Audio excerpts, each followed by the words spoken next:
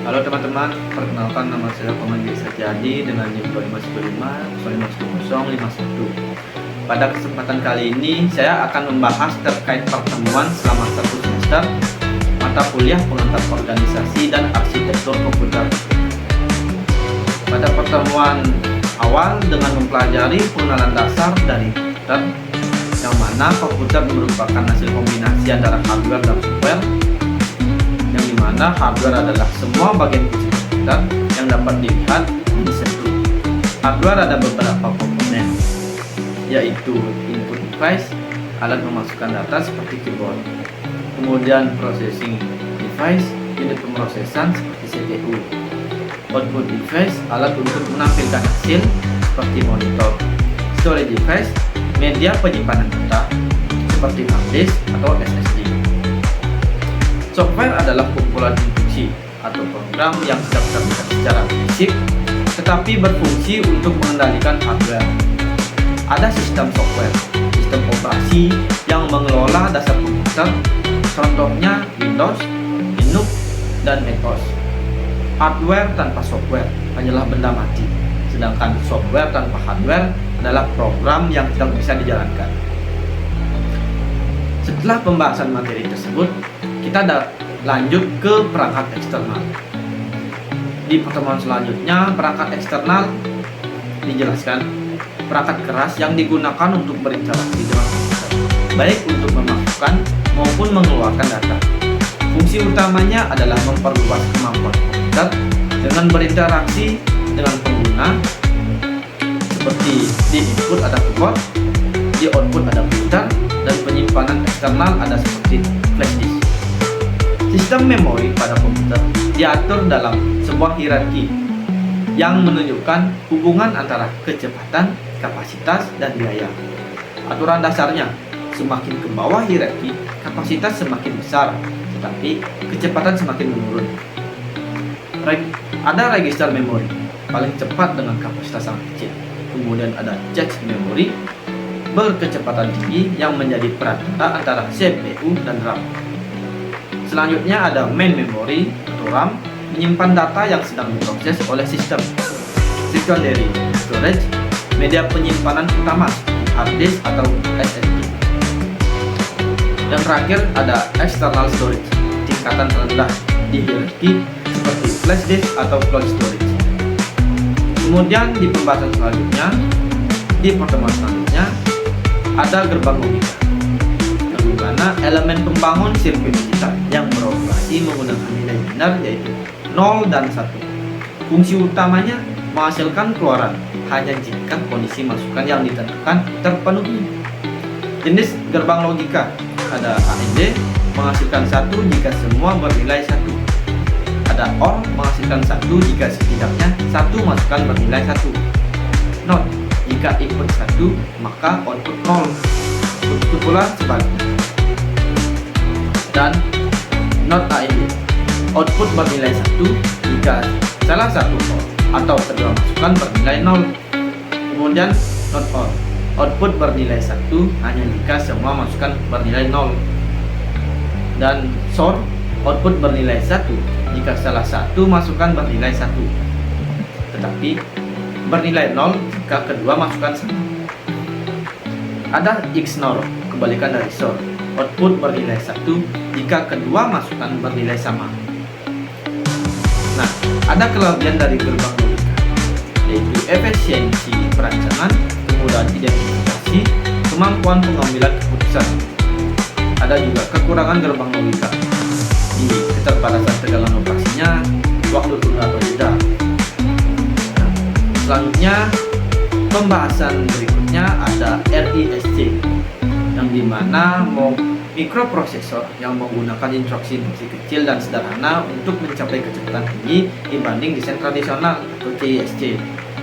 Set yang disederhanakan menggunakan instruksi sederhana dan jumlahnya sedikit, sehingga memungkinkan prosesor mengeksekusi setiap instruksi hanya dalam satu siklus clock.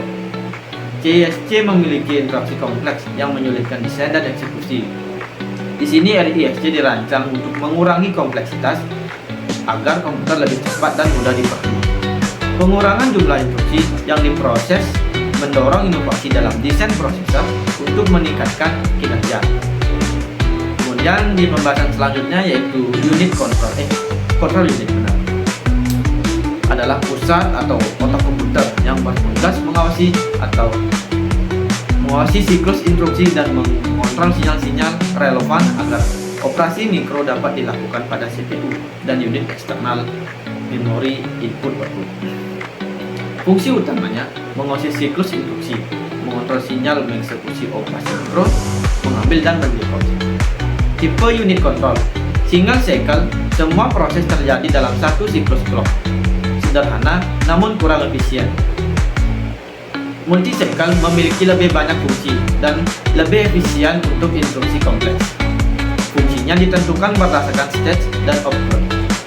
Siklus instruksi utama di unit control ini ada fetch, mengambil instruksi dari memori ke register, indirect, mengakses operan di memori jika diperlukan, decode, menerjemahkan instruksi, biner atau opcode untuk menentukan aksi yang harus diambil. Kemudian execute, menjalankan operasi yang diperintahkan, interrupt,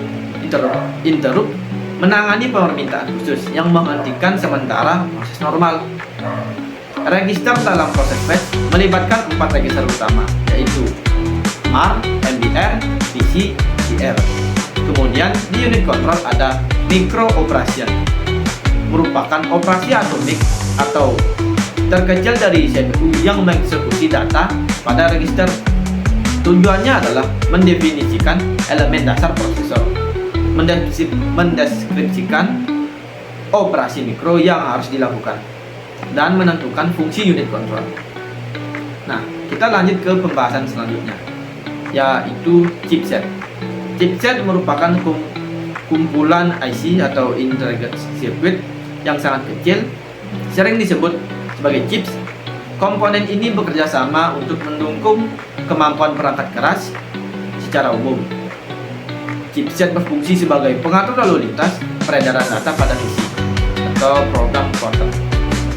Fungsi spesifikasinya dibagi berdasarkan letaknya. Video card mengendalikan rendering grafik 3 dimensi dan hasil output berupa sketsa pada layar. Motherboard mengelola input dan output serta mengatur peredaran data antar komponen. Chipset pada komputer terbagi menjadi 2, yaitu door frame, terletak lebih dekat dengan prosesor, berfungsi menjaga dan mengamankan komunikasi antara CPU, modul RAM, slot grafis, kemudian dan soundtrack. Nah, soundtrack bertugas mengolah input dan output pada PC, mengendalikan berbagai perangkat seperti bus, IJ, USB, dukungan plug and play, serta fitur manajemen daya. Menjadi jembatan antara PCI dan ICA, serta mengendalikan keyboard dan mouse. Tersambung juga dengan cache dan memori atau RAM. Nah, cara kerja chipset sangat bergantung pada hubungan dengan CPU. Kedua kategori chipset ini dirancang untuk bergerak selaras dan mengendalikan semua perangkat yang ada di dalam komputer. Kemudian ada pembahasan multiprosesor motherboard yang juga dikenal sebagai motherboard multi-socket. Adalah motherboard yang lebih dari satu soket fisik untuk menampung beberapa unit pemrosesan CPU secara bersamaan. Motherboard ini digunakan dalam komputasi berkinerja tinggi, high performance computing. Kemudian memiliki karakteristik utama, yaitu beberapa soket CPU. Ciri khas utamanya adalah adanya 2, 4 atau lebih soket CPU pada satu papan sirkuit tunggal. Berdasarkan simetrinya, sistem multiprosesor dibagi menjadi symmetric multiprocessing atau SMP. Semua prosesor identik terhubung ke memori utama tunggal dan dikendalikan oleh satu sistem operasi yang memperlakukan semua prosesor secara sama. Dan selanjutnya asymmetric multiprocessing atau ASMP menggunakan penjadwalan master slave. Satu prosesor bertugas menjadwalkan sistem, sementara prosesor lain melayani permintaan. atau juga non-uniform memory access. Desain di mana waktu akses memori tergantung pada lokasi memori relatif terhadap prosesor. Kemudian ada clustering, sekumpulan komputer independen yang bekerja sama sehingga terlihat oleh klien sebagai satu unit komputer tunggal. Komponennya terhubung melalui interaksi cepat atau LAN. Parallel processing atau komputasi paralel adalah penggunaan lebih dari satu CPU untuk menjalankan tugas secara simultan guna mempersingkat waktu penyelesaian dengan mengoptimalkan sumber daya. Tujuannya adalah mempersingkat waktu eksekusi dibandingkan komputasi serial. Dan juga ada pembahasan performa komputer. Performa komputer seringkali dikaitkan dengan kecepatan, namun pengukuran yang sebenarnya bergantung pada perspektif pengguna, seperti waktu respon atau jumlah tugas yang dapat diselesaikan. Beberapa metrik utama yang digunakan untuk mengukur kinerja yaitu response time, waktu yang dibutuhkan antara awal dan akhir suatu tugas, output, jumlah total pekerjaan atau tugas yang diselesaikan dalam satu unit waktu tertentu. Kemudian CPU tadi, waktu yang dihabiskan CPU khusus untuk mengerjakan tugas tertentu, tidak termasuk waktu tunggu input output atau menjalankan program lain. Dan clock cycle time, durasi dari satu siklus detak prosesor. Kemudian clock rate, frekuensi detak prosesor. Nah, selanjutnya terdapat 3 variabel utama yang saling berinteraksi menentukan performa, yaitu introduction count ditentukan oleh arsitektur set instruksi dan efisiensi compiler. Kemudian cycles per instruction menunjukkan rata-rata jumlah siklus yang dibutuhkan per instruksi. Untuk membandingkan kinerja antar mesin secara objektif, digunakan program standar yang disebut benchmark, Standard Performance Evaluation Compression, kumpulan program data yang digunakan untuk mengukur kinerja sistem secara menyeluruh. Kemudian MIPS, Millions of Instruction per Second, metrik untuk mengukur kecepatan instruksi. Namun MIPS bisa menyesatkan karena tidak mempertimbangkan kompleksitas instruksi. Kemudian Millions of Floating Point Operation per Second, digunakan khusus untuk mengukur kinerja komputasi ilmiah. Dan di pembahasan terakhir ini yaitu arsitektur dan organisasi komputer. Arsitektur komputer berfokus pada atribut sistem yang terlihat oleh pemrograman atau memiliki dampak langsung pada eksekusi logis sebuah program.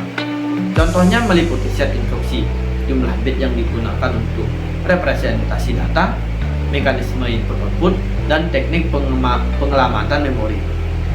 Kemudian organisasi komputer berfokus pada unit-unit operasional dan interaksi di antara mereka yang merealisasikan spesifikasi arsitektur.